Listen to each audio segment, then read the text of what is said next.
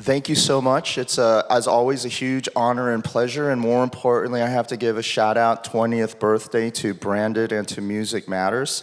When I first started coming to this event, probably about maybe 15, 18 years ago, we could not even talk about the Chinese music market. The Chinese music market at that time was synonymous with piracy, with accounting that wasn't quite sure if it was even accounted for.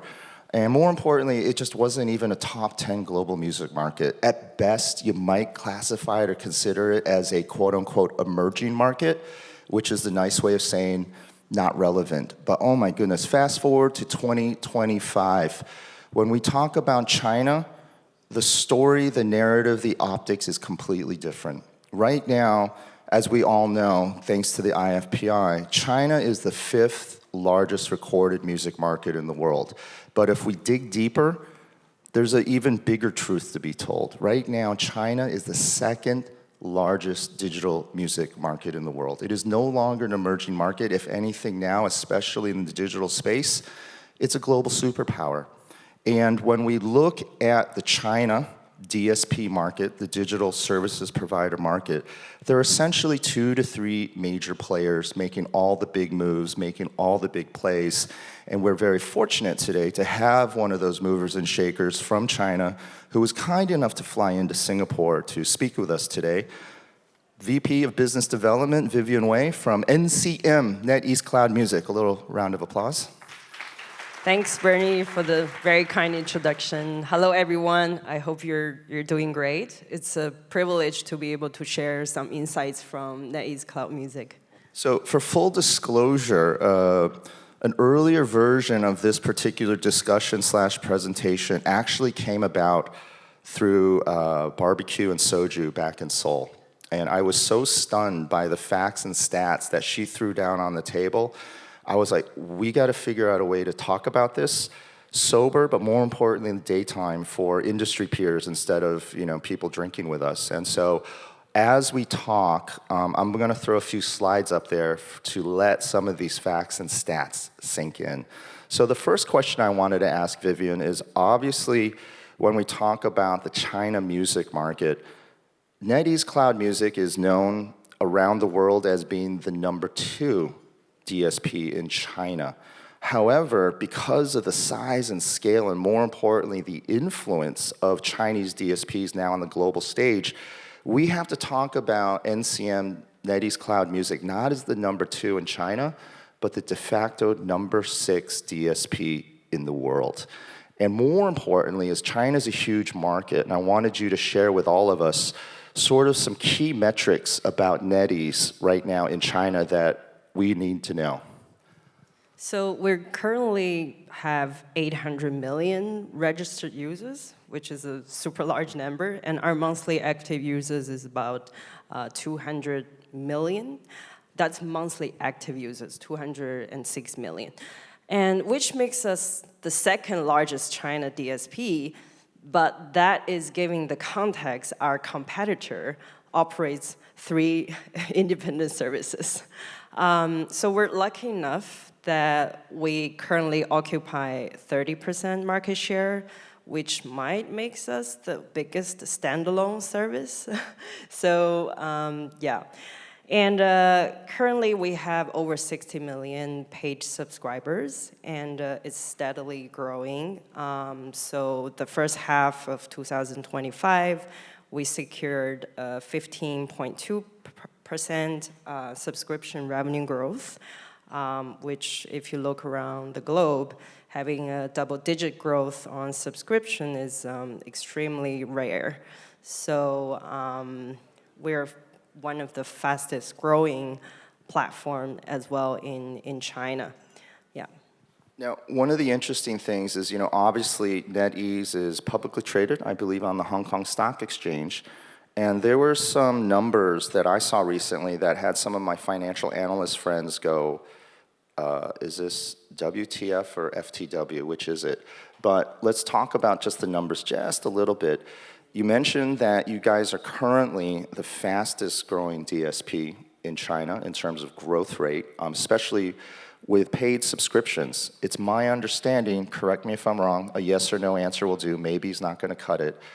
Is it true that you guys also have, among all of your MAUs, the highest percentage of paid subscribers as well?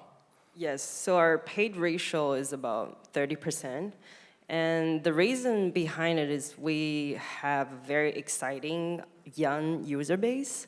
So some more exciting numbers to share with you guys, except the boring user base, is we are actually the #1 music app for Chinese youth market. So 90% of our users are actually born after 90s. And among them, more than half are Gen Z. So users that are born after 2000, which makes us also the most active app in China music apps. So why I say it's most active is because if you look at our DAU/MAU, it's about 30%, which is according to Quest Mobile. So which makes us the #1 active music streaming app. So that is also thanks to our very active community atmosphere, because we are actually not only a music streaming platform, because we also integrated functions like it's Instagram-like, it's Twitter-like, and even Tinder-like that you can match with strangers and listen to music on the app. So it is a very active and very social, very much engaging and interactive platforms. It's not only the place to listen to music, but you can interact directly with artists, with other music lovers. So that's what's exciting about us. Yeah. Now, what startled me and surprised me was obviously not just how popular local Chinese music is, but more importantly, how popular independent music is in China. Not only Chinese indie music, but even now more and more international indie music. This is a statistic that I had to basically beg and plead to go public with today, but why not? Let's go for it. 70% market share is independent music artists, mostly Chinese, but a growing number international as well.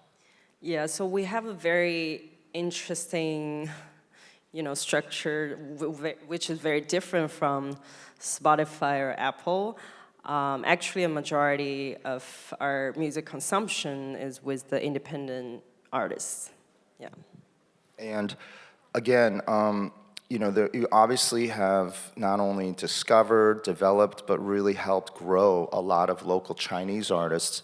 But what surprised me is when I looked at your top 100 or top 200 charts for the year, what startled me was there were independent artists from around the world who are likely making their music on laptops in their bedrooms that were bigger than household name Western pop stars. And I was hoping today you could share a few stories and, more importantly, case studies of who some of these artists are that are not only big but actually massive in China, and at the moment only China, but with the hopes and maybe a few prayers that they can go and parlay that success in China to other markets, not just across Asia, but more importantly beyond Asia.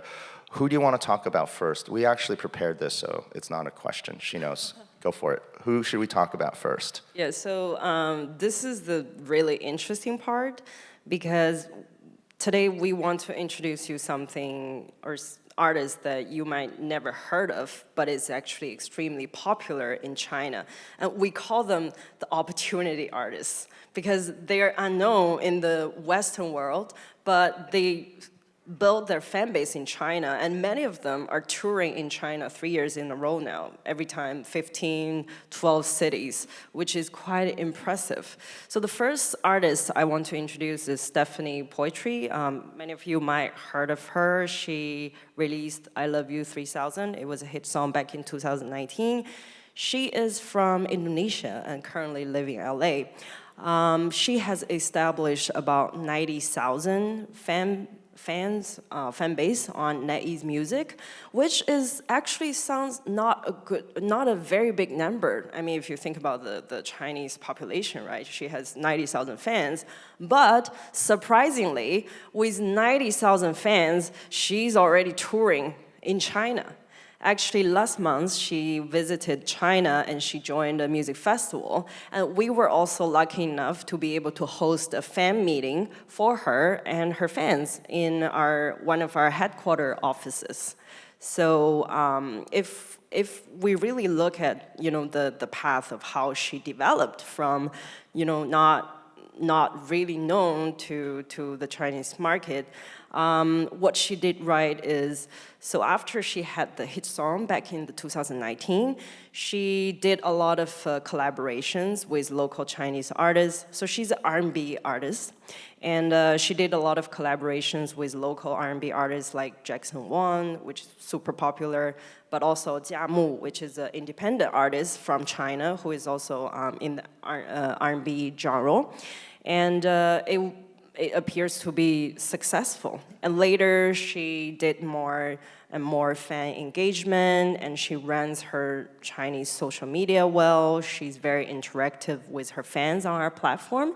So now with 90,000 fans, she can even tour in China because the 90,000 fans were highly interactive, they were loyal, so that gives her the opportunity to grow in China, which is very inspiring for us as well. Yeah. And have you, when Stephanie Poetry popped up on your radar, who broke the news to you that, oh my God, this is an artist we got to get behind? Was there somebody who either obviously the days of giving you a CD is over, but how did you personally get introduced to this particular artist? So we developed our own algorithm to detect and find these artists with high potential, because since 2013, we already started to try to develop the Chinese independent artists. We're in fact the first platform that started to develop and pay attention to these independent artists in China. So our app, as I introduced before, we're a bit also like SoundCloud, because independent artists from China can actually register on the platform as artists and upload their music directly to our service without any agency. So we developed this algorithm to, based on their performance, based on their fan base growth, and we're able to find them. And we find these artists, we contact them, and we want to do more with them in China. Yeah. The next artist that we want to talk about, I think for better, and definitely for better, may need to change his name. For those of you who have no idea what this is or how to read it, I'm going to break it to you. I actually didn't know how to read it first. BB No Money. But thanks to NetEase, he's making a lot of money. So tell us, who is this artist, and how did this particular artist not just break out, but break through in China? So Alex, that's his real name, known as Baby No $. He is a rapper from Vancouver, Canada. And he got popular also around 2019 with, there's a song called La La La he made, and there was a remix version that got popular originally on TikTok. But what he did right is he noticed that he started to get popular in China social media as well, and especially on NetEase Music. He started to accumulate fans. And later, when we approach him, we ask him to get verified and to interact, to do comments, interaction with his fans. So after that, he became very active. So every day he would post something, he would reply to comments with his fans on NetEase Music. And through the years, for now 4 or 5 years now, he was able to tour 12 to 15 cities every year. And like Bernie said, he should change his name to Baby A Lot of Money. And now he accumulated 700,000 fans. And this is a number that suppressed a lot of international, household known names. And which we saw also the key to his success is really being very much interactive, engaging, and building his fan base. And of course, he also did a lot of collaborations with local rappers and local hip-hop artists. So, yeah. And if you can disclose, what kind of streaming numbers was he pulling down on your platform? So across his top hit songs, it was over 100 million. Yeah. 100 million? Yes. Wow, okay. And then the red light's blinking on the screen, so we're going to move on to our third and most recent case study, Yeah. Jordan, spelled with 2 N's on the back end. Tell us more about, I was really surprised because Jordan, I believe last year on your top 200, was one of, if not the most successful international artist on your charts last year. Mm-hmm. Tell us more about this particular artist and what was the secret sauce that made this particular artist and that particular song so hot on your platform? So I'm very confident that none of you knows who he is. Jordan, anybody know? Anybody know him? Yeah. So he is super popular in China now, and his song scored #1 top streamed international song last year on our platform. And he is from Quebec, Canada, and he speaks French. And his hit song that was top 1 on our platform was a French song. And trust me, less than 1% of the population in China speaks French. So why is that? So he got popular with this hit called Doors. Excuse me for my French. It means outside. So we noticed international, streaming numbers were going up on international platforms, and we reached out to him and we wanted to do a collaboration for him with a Chinese artist. So in the end, we helped facilitate a production with a French and Chinese version with a Chinese R&B artist called Joseph Zheng Shunxi. And we invited a renowned Chinese lyricist, Lin Ruoning, to do the Chinese lyrics part. So in the end, we have this French and Chinese dual production for him. And this song scored 100 million streams in the first month. And daily streams were about 2 million. Yeah. Wow. And correct me if I'm wrong, when you guys did your top 10 international artists Yes. of the year on Yes. your platform, Yes. where did Jordan rank? So Jordan was #5 top international artist. He was between Charlie Puth and Imagine Dragons, where none of you know him. So this is the type of artist that we want to find, and we want to help them to grow. And he only got popular or well recognized last year on our platform, but so far he has achieved about 175,000 fans on NetEase. And currently he's touring 7 cities in China. And we also were lucky enough to invite him for a fan meeting in our office. So very happy for him. And we witnessed him really grow from 0 to now in less than 1 year. And now I'm seeing him doing more collaborations with other Chinese artists, and he also doing more social interactions on our platform. He has a new album coming out.